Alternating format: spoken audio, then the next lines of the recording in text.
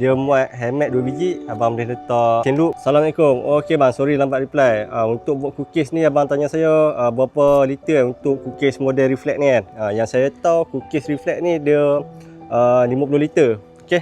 So dalam dia macam ni, saya tunjuk dekat abang dah ala-ala abang tanya kan. Ni kunci dia bagi jenis macam ni. So nak unlock dia boleh buka macam ni kan. Ni contoh yang saya bawa barang untuk saya punya buat 50 liter ni. Dia muat handmade 2 biji, abang boleh letak chain loop. Lepas tu saya letak baju hujan. Boleh muat baju hujan. Handmade memang 2 biji lah untuk apa box ni. Lagi satu saya pakai saya letak ni juga. Boleh letak power bank ataupun emergency tool lah yang ni. Kalau tayar bocor ke apa boleh letak sekali. Kira besar lah 50 liter ni.